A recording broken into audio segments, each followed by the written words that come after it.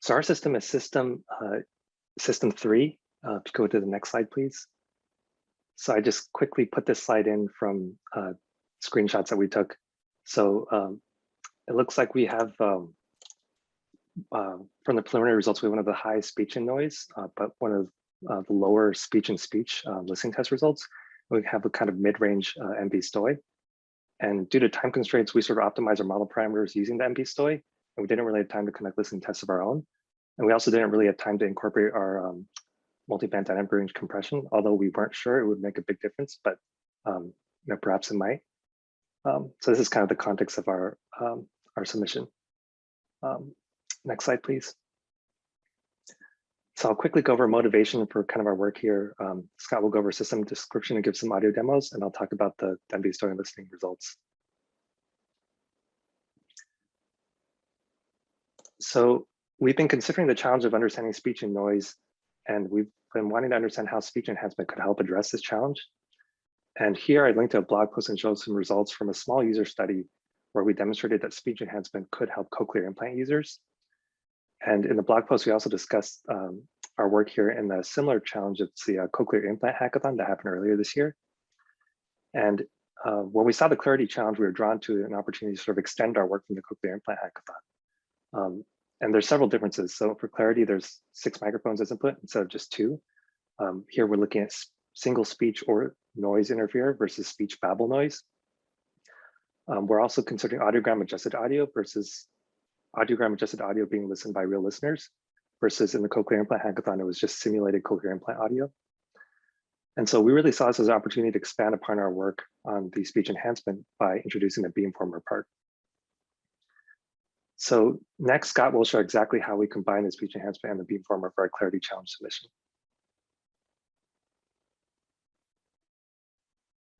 All right, looks like Scott is going to rejoin.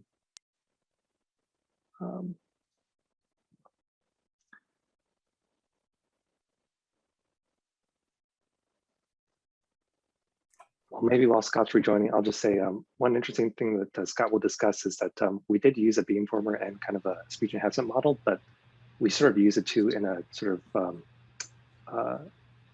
in a different way. So we actually have the speech enhancement model first in our system, followed by the Beamformer afterwards.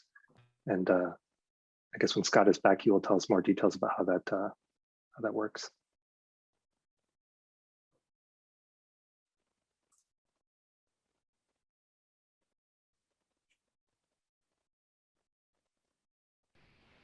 All right. Thanks, Sam. Yeah, so let me describe our system at a high level. From the 6 microphones on the 2 hearing aids, we take just 1 microphone on each hearing aid initially. On each of these channels, we compute an STFT.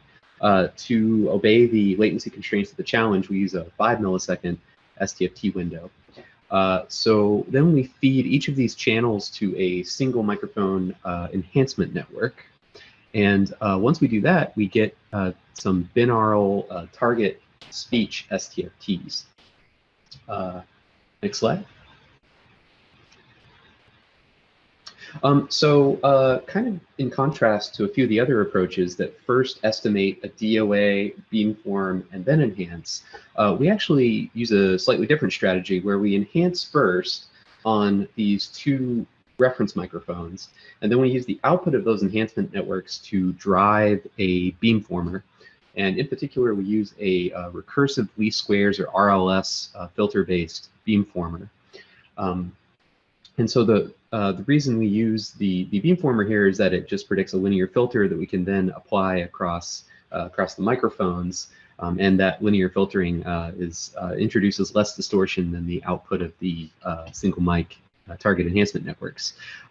One other thing that we find is useful, besides just summing across the mics, is also beamforming across context frames in the STFT domain, and treating those additional context frames as additional mics. So we end up having 6 microphones times 4 context frames, so 24 virtual microphones. Next slide.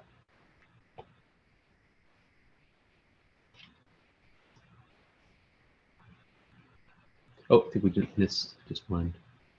There we go. And then finally, once we beamform, we pass the beamformed STFTs to a linear equalizer that filters a signal based on the listener's audiogram. And then finally, we use an inverse STFT to go back to the time domain. Next slide. So now I'll describe each of these components in a little bit more detail. So the single microphone enhancement network we use, it's a masking-based network. So it takes the input STFT, it computes a 0.3 compressed magnitude on that STFT.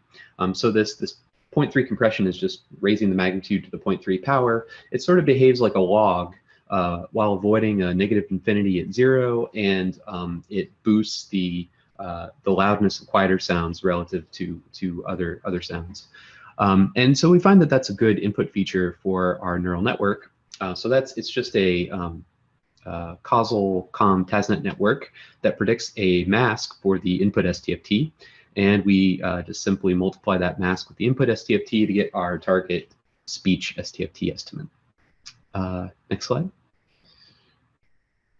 So we found that doing some augmentation during training was really useful here. We only trained our model on the Clarity challenge data.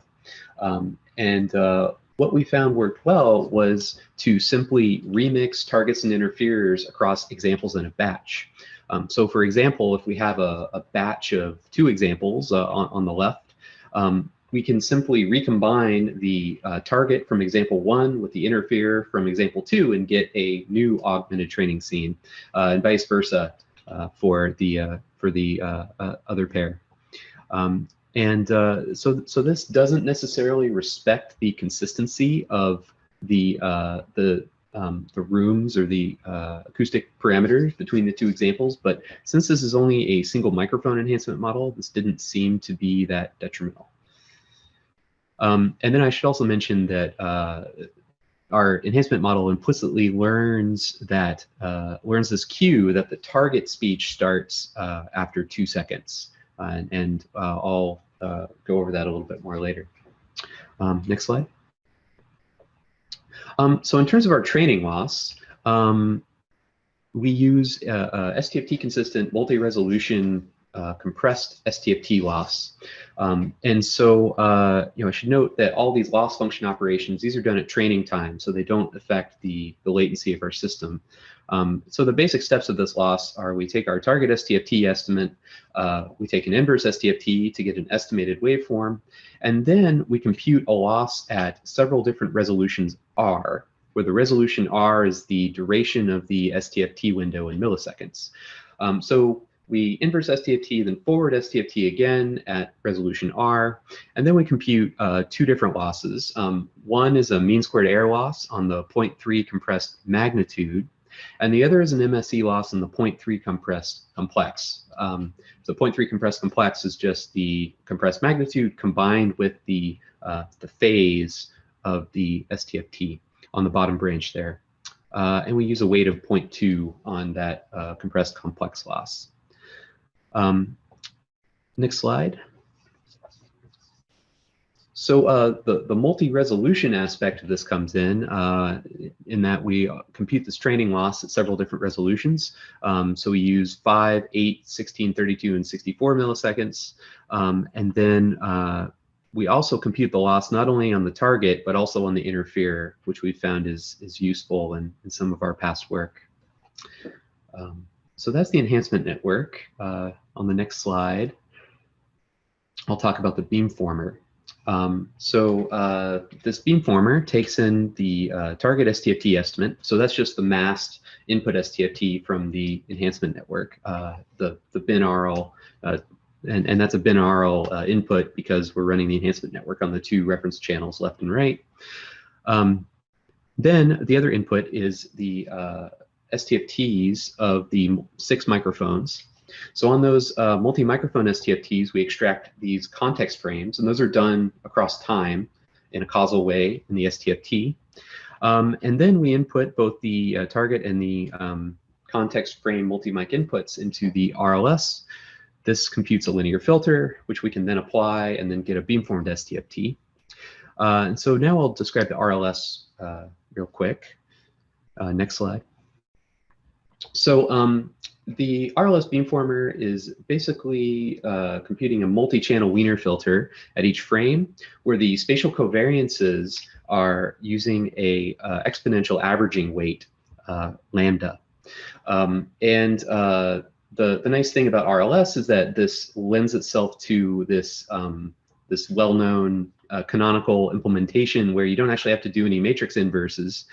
You can just do rank 1 updates to get your inverse spatial covariance matrix, RYY.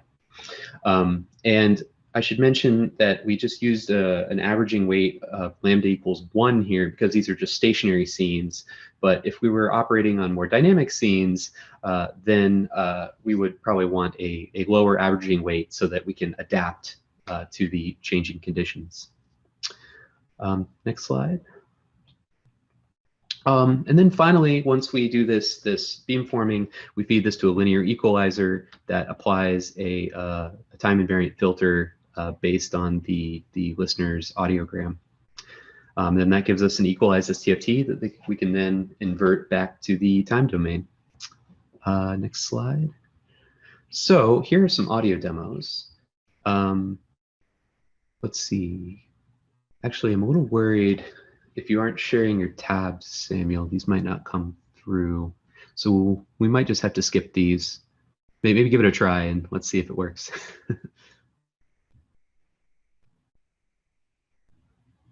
Okay.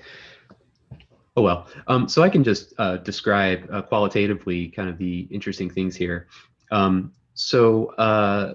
I mentioned before, our enhancement model is trained on the clarity challenge scenes, and thus it implicitly learns this cue that the target speech starts 2 seconds after the beginning of the input. And so our network, being as clever as it is, learns to just simply zero out the first 2 seconds or so until it sees the initial target speech onset. And so that's what you can see in the 2 bottom plots here. It's just completely zero until it turns on. And then once it sees that target speech onset, then it is able to separate either the speech or the noise interfere relatively well. It does tend to do better on noise interferers. If we listen to the output of the audio for the speech interferer example, there is still some residual interference speech kind of towards the end there. One other thing that I was going to point out here is that the enhancement model output generally sounds worse than the beamformed output. The enhancement model output is just a little bit more distorted. There's a little bit more noise pumping, whereas the output of the beamformer is just a linear filter that is sort of slowly adapted. And so it sounds a lot better, and it also is a bit more intelligible to my judgment. I think that's it for my section. I'll hand it over to Sam to cover the results. Okay, great. I guess I can go sort of quickly through these because we've sort of seen these already. But we optimize our system relative to the baseline by trying to tune our parameters to increase the MP stoy. And here we see that it is improved across the board for noise and speech interferers. And this is on the dev data set, I believe this plot is from. The listening tests are where things were a little more interesting. So as we saw before, our submission did pretty well in the noise interferer case. We consistently, I think for each listener, got like a 40% or so increase in correctness. Whereas for the speech interferers, we had very mixed results. There were 3 listeners who had better than baseline performance, but all the others were hovering around 0, or there were 2, I think, that were sort of in between. So they're worse than the baseline, but better than 0% correct. And just highlight that we looked at the actual data that was shared. This is still preliminary, I understand, because these are early transcripts. But on the left, we see one listener that got 0 scores across all the 30 or so utterances. And you can see that actually these scores are sorted by signal to noise ratio, with the best signal to noise being at the bottom. And you can see the listener didn't even put in any responses for the highest SNR example. So we think that the listener here may have been picking out the interferer as incorrectly as the target. And they didn't hear the interferer for the best SNR examples. They didn't even submit a response in those examples. On the right, I showed an example of a listener where I manually annotated with the magenta question marks the utterances where I thought that the response that the listener gave was completely different from the ground truth based on my judgment. And you can see that, about half of these the listener gets, correct. About half the listener gets completely wrong according to my read of the transcript. And so I believe here the listener was either alternating between correctly or incorrectly identifying the listener, the target, or maybe for the first session they picked one, and the second half of the session they picked the other as a target. So I'll just conclude that based on the 15 listener test results data on the speech and speech, I think 5 of the 15 appear to have completely valid responses, and the other 10 have some or complete confusion between which speaker is the target or the listener. And we think this is likely because our model output zeros for the first 2 or 3 seconds, and so there's not really much of a cue there to pick up on which is the target and which is the interferer. So last slide here, future work. So we note several interesting directions. So we haven't yet conducted ablation studies to confirm that our training data augmentation approach is optimal. And we also can explore how enhancement only performs, although Scott showed an initial look that looks like it doesn't perform as well as using the beamformer with the enhancement model. We also think it'd be interesting to, instead of silencing the first 2 seconds of audio, to actually allow the diminished version of the interferer to play through, not only to allow listeners to be able to identify the target and the interferer, but also because we think in real life scenarios, it kind of does make sense to potentially allow the listener to adapt to the background noise level so they can have better intelligibility, perhaps. Lastly, we could also explore real world target identification methods, so not just relying on the first 2 seconds of audio being the interferer. So we could use visual, spatial, or speaker ID cues.